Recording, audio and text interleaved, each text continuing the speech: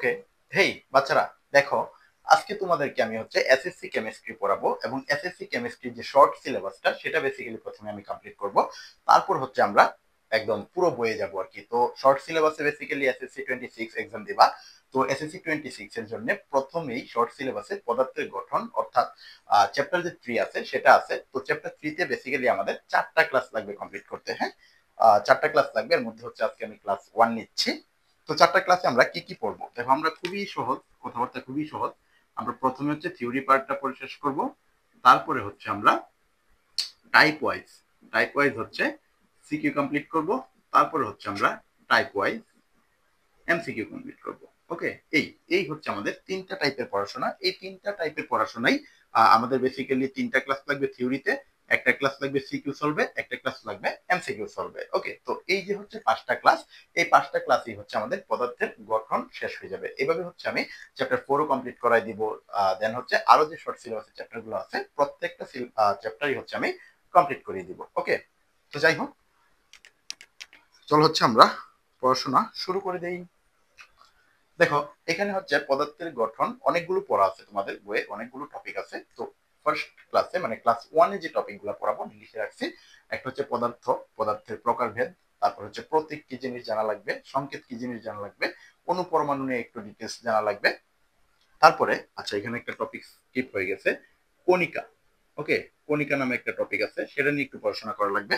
তারপর পরমাণু পরিচিতি কি জিনিস সেটা জানা লাগবে, পরমাণু মডেল কি জিনিস সেটা নিয়ে একটু ইন ডিটেলস জানা লাগবে। ওকে, তো আসো পদার্থ। এবং আমি হচ্ছে পড়ানোর সময় অবশ্যই অবশ্যই শুধুমাত্র ফোন হাতে নিয়ে ক্লাস দেখা যাবে না। তোমার সামনে ফোন থাকবে বা ল্যাপটপ থাকবে, একই সাথে তোমার একটা খাতা এবং কলম লাগবে। হ্যাঁ, তুমি হচ্ছে কলম 2টা কালার ইউজ করতে পারো, একটা কালার পেন ইউজ করতে পারো। সামটাইমস আমি কিছু এক্সট্রা কথা বলবো যেগুলো হচ্ছে তোমার পরীক্ষার খাতায় লেখা দরকার নাই, বাট তোমার খাতায় লেখা থাকতে হবে। হ্যাঁ, নোট খাতায় লেখা থাকতে হবে এবং মাথায় সেট করা থাকতে হবে। ওকে, সো লেটস স্টার্ট। প্রথমেই আসো পদার্থ। হ্যাঁ, প্রথমেই আসো কি, খাতায় স্টার চিহ্ন দিয়ে লিখো পদার্থ। ওকে,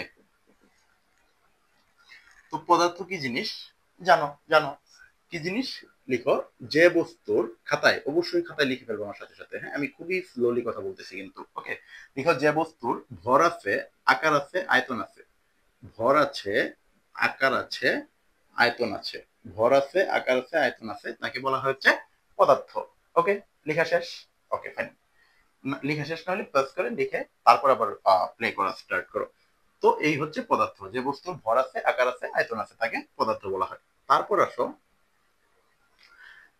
বিশ্লেষণের উপর ভিত্তি করে পদার্থ 2 ধরনের। খাতায় অবশ্যই তুমি আমার মতো করে লিখবা, তীর চিহ্ন দিয়ে লিখো বিশ্লেষণের উপর ভিত্তি করে। হ্যাঁ, বিশ্লেষণের উপর ভিত্তি করে পদার্থ 2 প্রকার। কি লিখছো ভাইয়া? বিশ্লেষণের উপর ভিত্তি করে পদার্থ 2 প্রকার। একটা নাম লিখো মৌলিক পদার্থ, একটু স্পেস দিয়ে, আরেকটার নাম লিখো যৌগিক পদার্থ। ওকে, তো এই যে মৌলিক পদার্থ, মৌলিক পদার্থ কাকে বলে? মৌলিক পদার্থ বলে হচ্ছে যে পদার্থকে ভাঙলে ওই পদার্থ ছাড়া অন্য কোনো পদার্থ পাওয়া যায় না, তাকে মৌলিক পদার্থ বলে। আমার সাথে একটু লিখে ফেলো, যে পদার্থকে ভাঙলে ওই পদার্থ ছাড়া অন্য কোনো পদার্থ পাওয়া যায় না, তাকে মৌলিক পদার্থ বলে। ওকে, ক্রস করে লিখে ফেলো। যেমন হাইড্রোজেন গ্যাসকে যদি তুমি ভাঙো, হাইড্রোজেন ছাড়া আর কিছু পাবা না, তো হাইড্রোজেন গ্যাস হচ্ছে একটা মৌলিক পদার্থ। গেল, লিখছো? ফাইন। তারপর আসো যৌগিক পদার্থ। যে পদার্থকে ভাঙলে ওই পদার্থ ছাড়াও অন্য পদার্থ পাওয়া যায়, তাকে যৌগিক পদার্থ বলা হয়। ওকে, যেমন আমি যদি বলি ক্যালসিয়াম কার্বনেট, কি বললাম? ক্যালসিয়াম কার্বনেট, এটাকে ভাঙলে কি পাওয়া যাবে?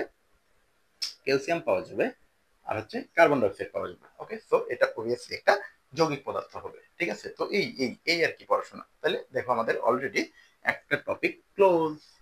ওকে, তো এই পর্যন্ত লিখছো? আশা করি লিখছো। না লিখলে পোস্ট করে ভাইয়া অবভিয়াসলি তুমি লিখে নাও। হ্যাঁ, লিখে নাও, খাতায় লেখা থাকা লাগবে, মাস্ট, খাতায় মাস্ট বি লেখা থাকা লাগবে। তারপর চলো আর একটু আগাই।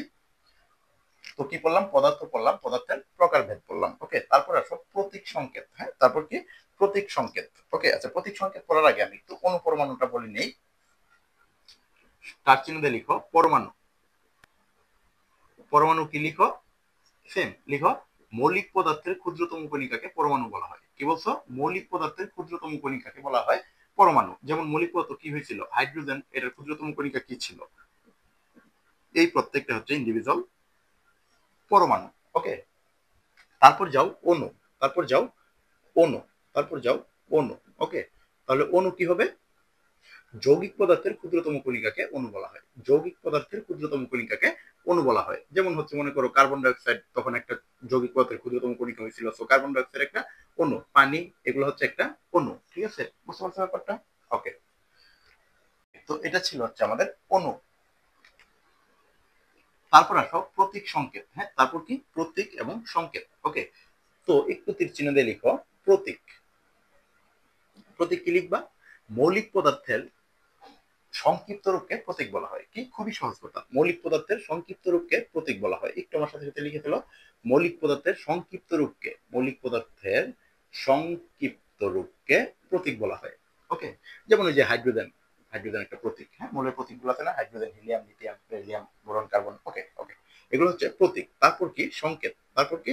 সংকেত। তাহলে সংকেত কাকে বলবা? খুবই সহজ কথা, যৌগিক পদার্থের সংক্ষিপ্ত রূপকে সংকেত বলা হয়। কি কথা? যৌগিক পদার্থের সংক্ষিপ্ত রূপকে সংকেত বলা হয়। যৌগিক পদার্থের সংক্ষিপ্ত রূপকে সংকেত বলা হয়। তাহলে খুবই কথা, খুবই অ্যাজ ইউজুয়াল, মানে একই কথা, একই কথা। দেখুন ঘুরে ঘুরে বলতেছি। পরমাণু কি বলছিলাম? মৌলিক পদার্থের ক্ষুদ্রতম কণিকা। অণু ছিল যৌগিক পদার্থের ক্ষুদ্রতম কণিকা। প্রতীক হচ্ছে মৌলিক পদার্থের সংক্ষিপ্ত রূপ। সংকেত হচ্ছে যৌগিক পদার্থের সংক্ষিপ্ত রূপ। ওকে, তাহলে এই ছিল হচ্ছে আমাদের মোটামুটি প্রতীক এবং সংকেত নিয়ে পড়াশোনা, এবং একই সাথে আমরা হচ্ছে অনুপরমাণু নিয়ে পড়ে ফেললাম, রাইট? ওকে, তারপর আসো আমরা আরেকটু আগাই। এরপরে পড়াশোনাটা কি? এরপরে পড়াশোনাটা হচ্ছে পরমাণু পরিচিতি।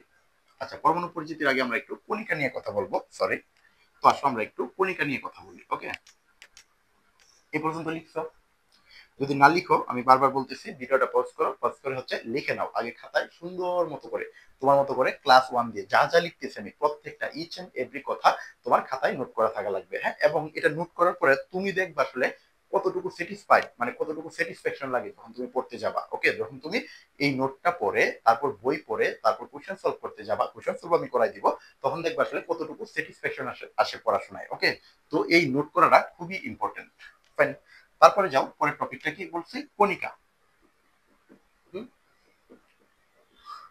তাহলে আসো কণিকা। তাহলে কণিকা কি জিনিস? কণিকা হচ্ছে খুবই সহজ জিনিস, যে আমরা পরমাণুতে যে পরমাণুকে ভাঙলে মানে ক্ষুদ্র ক্ষুদ্র ক্ষুদ্র করলে হচ্ছে অ্যাকচুয়ালি আমরা কণিকা পাই। তো এই কণিকা আসলে 3 ধরনের কণিকা পাই আমরা। কত ধরনের কণিকা পাই? 3 ধরনের। কণিকার সংখ্যা টঙ্কা কোথাও আসবে না, 3 ধরনের কণিকা পাই আর কি। হ্যাঁ, একটা হচ্ছে স্থায়ী কণিকা, একটা হচ্ছে অস্থায়ী কণিকা, আরেকটা হচ্ছে কম্পোজিট কণিকা। আরেকটা কি কণিকা? কম্পোজিট কণিকা। ওকে, তো আসো স্থায়ী কণিকা কোনগুলা? স্থায়ী কণিকা গুলা হচ্ছে যেগুলা অলওয়েজই থাকবে, অলওয়েজই হচ্ছে পরমাণুতে থাকবে, সেটা হচ্ছে স্থায়ী কণিকা। তো এটা কি কি হইতে পারে? এটা হইতে পারে প্রোটন, এটা হইতে পারে নিউট্রন, এটা হইতে পারে ইলেকট্রন। ওকে, তারপর আসো অস্থায়ী কণিকা। অস্থায়ী কণিকা কি কি? অস্থায়ী কণিকা হইতে পারে মেসন, অস্থায়ী কণিকা হইতে পারে বোসন, অস্থায়ী কণিকা হইতে পারে পজিট্রন, নিউট্রনো, অ্যান্টি নিউট্রনো, আরো আছে পাইয়ন, গ্রেভিয়ন, এগুলো আরো আছে। ওকে, তো কম্পোজিট কণিকা কোনগুলো? কম্পোজিট কণিকা গুলো বেসিক্যালি তেজস্ক্রিয় মৌল, যখন তুমি তেজস্ক্রিয় মৌল নিয়ে কাজ করবা তখন অ্যাকচুয়ালি কম্পোজিট কণিকা গুলো ক্রিয়েট হয়। এগুলা কি কি হইতে পারে? আলফা কণিকা হইতে পারে, ডিউটেরন হইতে পারে, আলফা কণিকা হইতে পারে, আর কি হইতে পারে? আর হইতে পারে ডিউটেরন, ডিউটেরন। এই এই হচ্ছে আমাদের বেসিক্যালি কণিকা নিয়ে পড়াশোনা। ওকে, তো কি কি করলাম দেখো, আমরা হচ্ছে একই সাথে এবার কণিকাটাও করে ফেললাম। হ্যাঁ, এখন আর শুধু বাকি আছে পরমাণু পরিচিতি এবং পরমাণু মডেল। এইটুকু পড়াশোনা করলে মোটামুটি আমাদের ওই যে পদার্থের যে গঠন, ওই গঠনের চ্যাপ্টার 3 এর একটা ক্লাস শেষ হয়ে যাবে। খুবই ছোট ছোট পড়া, হ্যাঁ খুবই ছোট ছোট পড়া। এই ছোট ছোট পড়া পড়বে জাস্ট 5টা ক্লাস করলেই তোমার পুরো চ্যাপ্টারটা কমপ্লিট হয়ে যাবে। এবং হচ্ছে আমি কিন্তু ধরে নিছি তুমি কেমিস্ট্রি কিছু পারো না, দেখতেছই তো আমি কত স্লোলি পড়াচ্ছি। এবং হচ্ছে আমি ধরে নিছি তুমি আসলে কেমিস্ট্রিতে একদমই জিরো থেকে আসো, 9-এ যা পড়ছো পড়ছো, 10-এর অলমোস্ট 6-7 মাস গেছে, যা পড়ছো পড়ছো। তুমি হচ্ছে তোমার এসএসসির জন্য আজকে থেকেই হচ্ছে প্রিপারেশন স্টার্ট করো। আজকে থেকে প্রিপারেশন স্টার্ট করলেও মাত্র কেমিস্ট্রিতে মোটামুটি শর্ট সিলেবাস তো, ওই 40টার মতো ক্লাস নিলেই, 35টা 40টার মতো ক্লাস নিলেই কমপ্লিট হয়ে যাবে। ওকে, তো আমরা চ্যাপ্টার 3 এর উপর কয়টা ক্লাস নিব? 5টা ক্লাস নিব, এর মধ্যে আজকে ক্লাস 1। যাই হোক, এটা তুলে কমপ্লিট করো, আমি আরেকটু আগাবো। ওকে ফাইন, ধরে নিলাম কমপ্লিট। তারপর যাও, খুবই সহজ কথা, তারপর যাও পরমাণু পরিচিতি। তারপর হচ্ছে পরমাণু পরিচিতি। তো আবার খাতায় স্টার চিহ্ন দিয়ে লিখো পরমাণু পরিচিতি আমার সাথে সাথে, পরমাণু পরিচিতি। এত তাড়াহুড়া করার কিছু নেই, ওকে। খাতায় স্টার চিহ্ন দিয়ে লিখো পরমাণু পরিচিতি। Fine fine. তো পরমাণু পরিচিতি আসলে কি? আমি যদি একটা পরমাণু নেই, মনে করো হচ্ছে আমি তোমার বইয়ের 62-63 পৃষ্ঠা দেখবা একটা হচ্ছে চার্ট আছে পরমাণুর যে ইয়াটা আছে আর কি, ওই কি বলে পর্যায় সারণীটা আছে, হ্যাঁ। ওইখান থেকে আমি একটা র্যান্ডম পরমাণু চুজ করলাম, আমি ধরে নিলাম আর কি এক্স একটা পরমাণু, ওকে। তো একটা পরমাণু দেখো বাম পাশে নিচে, মনে রাখবা এটা কিন্তু বাম পাশ, আমি এভাবে দাঁড়াইছি না, তো এটা কিন্তু আমার বাম পাশ। তো বাম পাশে নিচে থাকবে পারমাণবিক সংখ্যা, কি থাকবে? পারমাণবিক সংখ্যা। এটারে প্রোটন সংখ্যা বলা হয়। এটার কি সংখ্যা বলা হয়? প্রোটন সংখ্যা বলা হয়। এটার বলা হয় প্রোটন সংখ্যা, ওকে। তো এটারে প্রকাশ করা হয় কি দিয়ে? প্রকাশ করা হয় পি অথবা জেড দিয়ে। কি দ্বারা প্রকাশ করা হয়? পি অথবা জেড দিয়ে, দুইটার যে কোনো একটা লিখলেই হচ্ছে সেটা প্রোটন সংখ্যা বা পারমাণবিক সংখ্যা মেইন করে, ওকে। তারপর আসো বাম পাশে উপরে, এখানে থাকবে হচ্ছে ভর সংখ্যা। এখানে কি সংখ্যা থাকবে? ভর সংখ্যা। ভর সংখ্যা। তো ভর সংখ্যার আরেকটা নাম কিন্তু নিউক্লিয়ন সংখ্যা। ভর সংখ্যার আরেকটা নাম কি? নিউক্লিয়ন সংখ্যা। ভর সংখ্যার একটা নাম হচ্ছে নিউক্লিয়ন সংখ্যা, যাকে এ দ্বারা প্রকাশ করা হয়। কি দ্বারা প্রকাশ করা হয়? এ দ্বারা প্রকাশ করা হয়। তারপর আসো ডান পাশে উপরে, ডান পাশে উপরে এখানে থাকে আধান সংখ্যা। এখানে কি থাকে? আধান সংখ্যা। তো আধান সংখ্যা কি হইতে পারে? আধান সংখ্যা হচ্ছে প্লাস মাইনাস এম হইতে পারে। আধান সংখ্যা কি হইতে পারে? প্লাস মাইনাস এম হইতে পারে। তো প্লাস কখন হবে? প্লাস হচ্ছে ধাতুর ক্ষেত্রে প্লাস হবে এবং অধাতুর ক্ষেত্রে মাইনাস হবে। অধাতুর ক্ষেত্রে কি হবে? মাইনাস হবে, ওকে। তো এই হচ্ছে আমাদের আধান সংখ্যা। তারপরে ডান পাশের নিচে, ডান পাশের নিচে থাকে হচ্ছে পরমাণুর সংখ্যা। ডান পাশের নিচে কি থাকে? পরমাণুর সংখ্যা। ডান পাশের নিচে থাকে পরমাণুর সংখ্যা। তো পরমাণু সংখ্যাটা বেসিক্যালি এন দ্বারা প্রকাশ করা হয় আর কি, ওকে। তো এই হচ্ছে আমাদের একটা পরমাণু পরিচিতি, হ্যাঁ। এরপরে আসো, এই যে তোমার পরীক্ষায় সামটাইমস কোশ্চেন আসবে, এসএসসি তো সামটাইমস কোশ্চেন আসবে, নিউক্লিয়ন সংখ্যা কাকে বলে? কি আসবে? এই যে এইটুক পার্ট আসবে, নিউক্লিয়ন সংখ্যা কাকে বলে। আমরা এখান থেকে একটা সূত্র জানি। সূত্র হচ্ছে নিউক্লিয়ন সংখ্যা এ সমান সমান মোট প্রোটন সংখ্যা প্লাস মোট নিউট্রন সংখ্যা। সূত্রটা একটু লিখে রাখো, হ্যাঁ। এ সমান সমান পি প্লাস এন, অর্থাৎ নিউক্লিয়ন সংখ্যা হচ্ছে একটা পরমাণুর মোট প্রোটন সংখ্যা এবং মোট নিউট্রন সংখ্যার যোগফল। আরো সুন্দর করে যদি বুঝতে চাও তাহলে একটু তীর চিহ্ন দিয়ে লিখে রাখো নিউক্লিয়ন সংখ্যা। সব সব মানে ইচ এন্ড এভরি কথা হচ্ছে তোমার নোট খাতায় লেখা থাকবে, হ্যাঁ। এবং আমার সাথে সাথে, আমার ক্লাসের সাথে সাথে যদি তুমি নোট করো, তোমার যে পরীক্ষায় তুমি দাও, তুমি প্রি টেস্ট দাও, তুমি টেস্ট দাও, তুমি এসএসসি দাও, শুধুমাত্র নোট খাতা থেকেই মোটামুটি সব কমন পড়বে তোমার, হ্যাঁ। সব থিওরি হচ্ছে নোট খাতা থেকেই কমন পড়বে, ওকে। তো আসলে নিউক্লিয়ন সংখ্যা, নিউক্লিয়ন সংখ্যাটা লিখো। লিখো একটি পরমাণুর, একটি পরমাণুর মোট প্রোটন সংখ্যা ও মোট নিউট্রন সংখ্যার যোগফলকে বা সমষ্টিকে নিউক্লিয়ন সংখ্যা বলা হয়, ওকে। তো এই হচ্ছে আমাদের মেন সূত্রটা, A equal to P plus N. শেষ। খুবই সহজ। এটাই ছিল হচ্ছে আমাদের পরমাণু পরিচিতি। এবার আসো এটার মতো করে যদি আমরা একটা পরমাণু লিখতে চাই। আচ্ছা, আমি একটু মুছলাম। এ পর্যন্ত তো লিখছো, ফাইন, এ পর্যন্ত লিখছো, ওকে। খাতায় নোট করে নাও।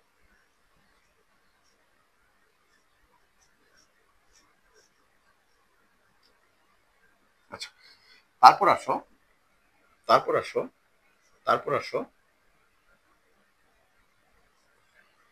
তোমার এখানে একটু ঝামেলা আছে। যেমন আমি ধরে নিলাম তুমি হচ্ছে 1 থেকে 30 পর্যন্ত এই 30টা মোটামুটি পরমাণু জানো, এটি পারা উচিত আর কি, মানে পারা উচিত, না পারলে না পারলেও ছিল। আমি তো ধরে নিচ্ছি জিরোতে আছো, না পারলেও প্যারা নেই, আজকে হচ্ছে শিখে ফেলবে, এখনই শিখে ফেলো। পরমাণুতে তোমার 62 বা 63 পৃষ্ঠা বই ওপেন করে দেখো, পর্যায় সারণী আছে, সেখানে হচ্ছে প্রথম হাইড্রোজেন থেকে জিঙ্ক পর্যন্ত যে 30টা মৌল আছে, সেই 30টা মৌল একটু কষ্ট করে তুমি আঙুলে গুনে গুনে, একদম বাচ্চাদের মতো আঙুলে গুনে গুনে শিখে নিবা, ওকে।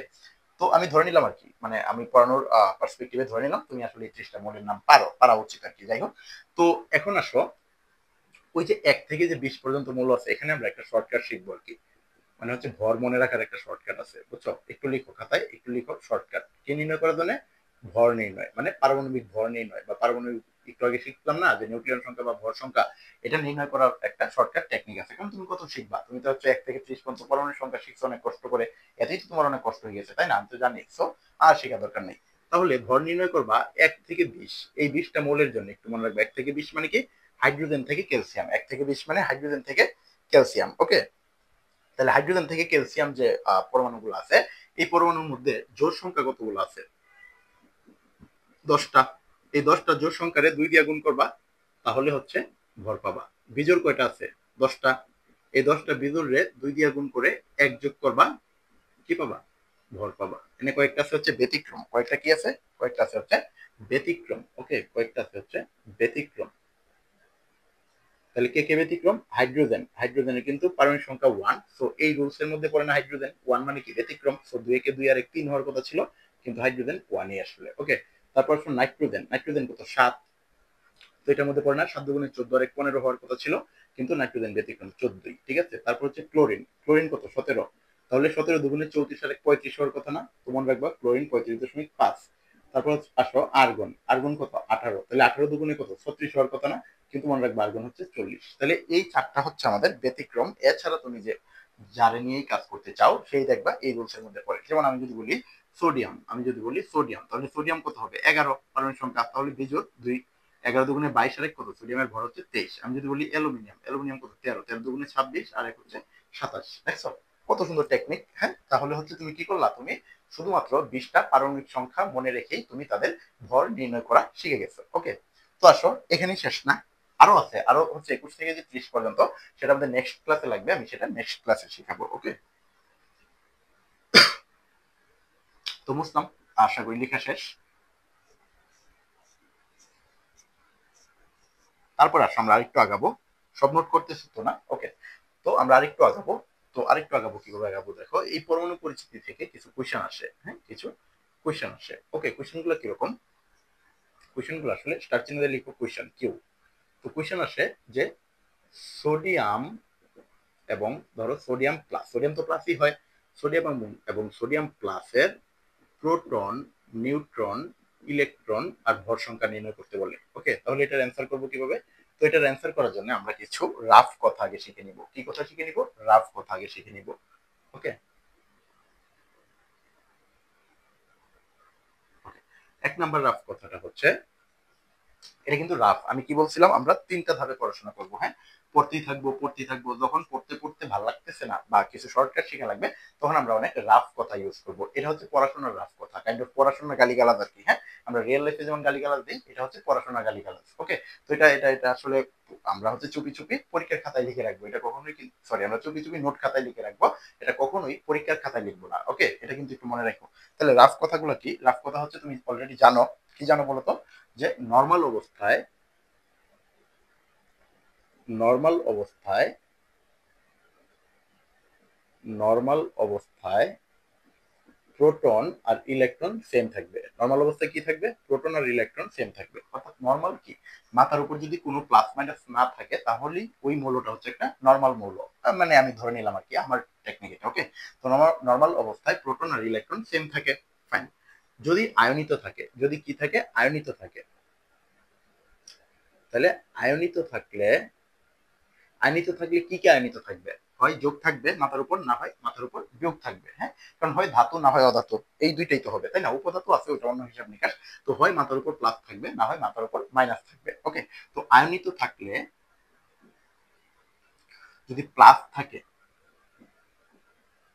প্লাস থাকলে বিয়োগ, একটু মনে রাখো না, একটু উল্টা পাল্টা করে মনে রাখো, উল্টা পাল্টা পাল্টা উল্টা। ওকে, মাথার উপরে প্লাস থাকলে বিয়োগ, মাথার উপরে মাইনাস থাকলে যোগ। মনে করো তুমি এই বক্সের ভিতরের কোনো কথা বুঝো নাই, বোঝার দরকার নাই, শুধু লিখে রেখে দাও, আর তুমি বুঝবা শিওর, 100% শিওর। পৃথিবীর সবাই যেহেতু বুঝছে, তার মানে তুমিও বুঝবা। ওকে, তাহলে তুমি একটু বক্সের মধ্যে কথা লিখে রেখে দাও। ওকে, তো এবার আসো আমরা এদের জিনিসপত্রগুলো বের করি। তাহলে সোডিয়াম লিখলাম আমি প্রথমে। সোডিয়ামে তুমি জানো পারমাণবিক সংখ্যা কত? 11। তো ভর কত হবে? 11 দুগুণে 22 আর 1 কত? 23। একটু আগে শর্টকাট শিখে আসছি। তাহলে এখানে প্রোটন কত বলো? বাম পাশে নিচে থাকে প্রোটন, তাহলে 11। ভর কত বলো? ভর থাকে বাম পাশে উপরে 23। তাহলে এ ইকুয়াল টু আমরা কি জানি? P plus N. So N সমান সমান কি হবে? এ মাইনাস পি। তাহলে নিউটন সংখ্যা কয়টা হবে বলো? 23 মাইনাস 11, মানে নিউটন সংখ্যা হবে 12। ওকে, তারপরে আসো ইলেকট্রন। তাহলে এই যে এই সোডিয়াম নিয়ে কাজ করতেছি, তার মাথার উপরে কি কোনো প্রবলেম আছে? মাথার উপর কোনো প্লাস মাইনাস আছে? নাই, তার মানে সেটা 1 নাম্বার অবস্থায় পড়ছে, নর্মাল অবস্থায় আছে। তো নর্মাল অবস্থায় প্রোটন আর ইলেকট্রন কি থাকে? সেম থাকে। তো প্রোটন যেহেতু এখানে 11টা, ইলেকট্রন কয়টা হবে? ইলেকট্রন হবে হচ্ছে 11টা। ওকে, তারপরে আসো সোডিয়াম প্লাস। তারপর কি? Sodium plus. তো এখানে কি হবে? প্রোটন নিয়ে কোনো ঝামেলা আছে? নাই। ভর নিয়ে কোনো ঝামেলা আছে? নাই। নিউট্রন নিয়ে কোনো ঝামেলা আছে? নাই। কি নিয়ে ঝামেলা আছে? ইলেকট্রন নিয়ে ঝামেলা আছে। ওকে, তাহলে ইলেকট্রন নিয়ে যদি ঝামেলা থাকে তাহলে ইলেকট্রন কি হবে? ইলেকট্রন আগে নর্মাল অবস্থায় কয়টা ছিল? 11টা। এবার তার মাথার উপরে প্লাস আছে। একটু বেসিকটা বুঝো ভাই, মাথার উপর প্লাস এই কথার মানে হচ্ছে সে কিছু একটা ত্যাগ করেছে, কিছু একটা কি করেছে? ত্যাগ করেছে। মনে করো এই দুইটা মার্কার সহ হই আমি, আমার এটাই আমার নর্মাল অবস্থা, হ্যাঁ এটাই হচ্ছে আমার নর্মাল অবস্থা। তো এখান থেকে যদি আমি একটা মার্কার তোমাকে দিয়ে দেই তাহলে আমার নর্মাল অবস্থা থেকে একটা মার্কার কি হলো? কমে গেল না? তাহলে আমার যে নর্মাল অবস্থায় যা ছিল তার থেকে একটা মার্কার মাইনাস করতে হবে না? তো এখানে সোডিয়ামের উপরে প্লাস মানে সোডিয়ামের নর্মাল অবস্থায় যা ইলেকট্রন ছিল সেখান থেকে তার একটা ইলেকট্রন কি করা লাগবে? মাইনাস করা লাগবে, ত্যাগ করা লাগবে। তাহলে এই যে ইলেকট্রন 11টা ছিল এখান থেকে একটা ইলেকট্রন মাইনাস করলে, আলটিমেটলি ইলেকট্রন কয়টা হচ্ছে? 10টা না? এটাই আমি বলছি, এটাই শর্টকাটে বলছি যে মাথার উপর প্লাস থাকলে যত প্লাস থাকবে তত বিয়োগ করে দিব। দেখো মাথার উপর 1 প্লাস ছিল, এজন্য আমি এখান থেকে 1 মাইনাস করে দিছি। এবার বুঝছো না? বলছিলাম না পৃথিবীর সবকিছু বোঝনশীল, তুমি অবভিয়াসলি এটা বুঝবা। ঠিক আছে, তাহলে চলো আমরা আরেকটা কোয়েশ্চেন সলভ করি। পর্যন্ত তুলছো? আশা করি তুলছো। ওকে, তো এরপরে আসো,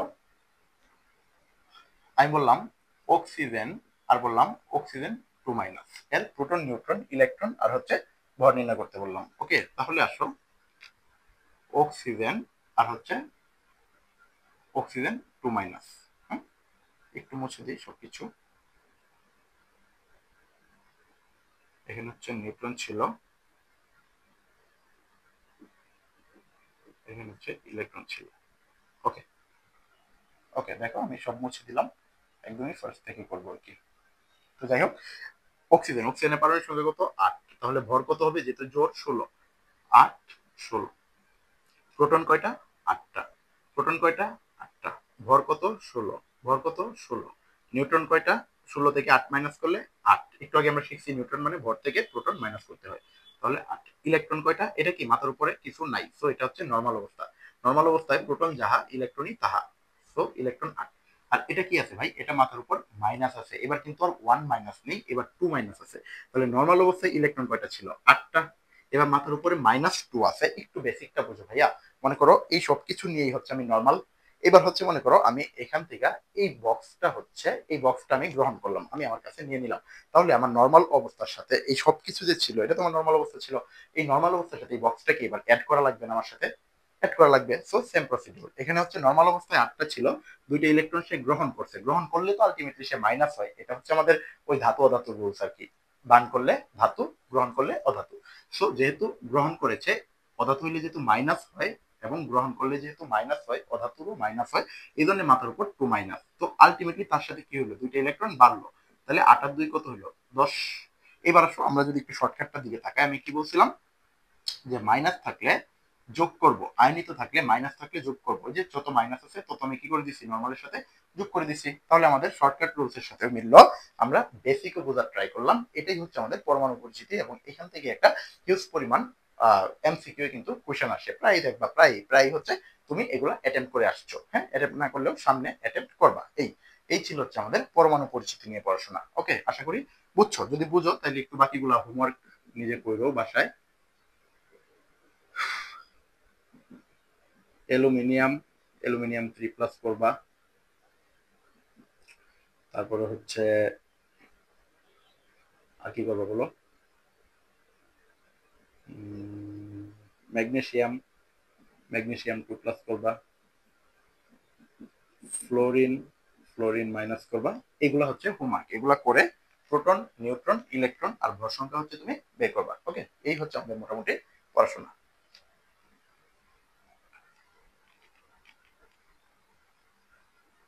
মুছে দিলাম, আমরা একটু আগাবো।